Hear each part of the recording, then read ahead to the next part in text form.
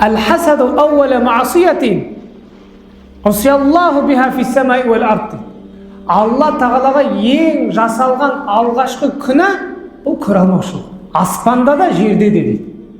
Ең бірінші жасалған күнә. Адам аспанда кім жасады? Адам алейхиссаламға сәжде жасады деген кезде Ібліс қызғанып жасамады. Аллаға ең бір жасалған күнә. Жерде ең бір жасалғаны Адам атаның баласы Қабыл өзінің інісі Абылды өлтіреді ғой, қызғаншақтықтан. Өйткені екеуі садақа береді.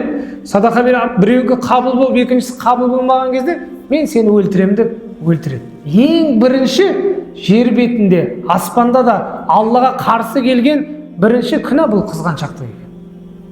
Ең алғаш жасалған 3 күнә бар. Осы 3 күнә адамды бұзады екен. Біріншісі тәкаппарлық, екіншісі қанағатсыздық, үшіншісі көре алмаушылық. Тәкаппарлық бұл шайтаннан болды. Ібліс шайтан өзін тәкаппар санады, содан құрып кетті. Екіншісі қанағатсыздық. Адам ата жәннатқа кірген кезде, мына ағаштан жеме деген кезде қанағатсыздық жасап жеді, жәннаттан қуылды. Үшіншісі қызғаншақтық. Қабыл өз інісін қызғанып істеді, өлтірді, сөйтіп жер бетінде ең бірінші кісі өлтіру осы қызғаншақтың келді. Яғни бүкіл күнә, барлық күнә осы 3 күнәдан су ішеді екен. Тамыр осы 3 күнә екен. Егер осы 3 күнәні, осы 3 күнәдан өзін аулақ ұстаған адам барша күнәдан оңай құтылады екен. Көрдіңіз бе? Сіз біреуді қызғанасыз да, қызғанғаннан кейін оның артынан не айтып бастайсыз?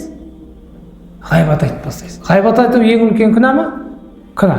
Сіз біреуді көре алмайсыз да, одан кемшілік іздеп бастайсыз. Ол күнә ма? Күнә. Сіз біреуді қызғанасыз да, соған қастандық жасайсыз. Бұл күнә ма? Күнә. Керек болса өлімге дейін апарасыз. Осы көре алмаушының кесірінен қаншама адамдар жапа шегіп жатыр. Тіпті өліп кетіп жатыр ғой. Бір-бірін көре алмай ор қазады, өлтіреді, сиқыр жасайды. Біз күніне намазымызда не дейміз? وَمِنْ شَرِّ حَاسِدٍ إِذَا не дейміз? Хасад дейміз. وَمِنْ شَرِّ حَاسِدٍ إِذَا حَسَد. Күніне біз осы дұғаны намаздарымызда қосамыз. Алла Тағала Фалақ сүресін түсірген кезде неше түрлі мынау сенің жаратқан жамандықтарыңнан сыйынамыз. Мынау қараңғы түн болған кезде, қоюланған кезде келген жамандықтардан сыйынамыз.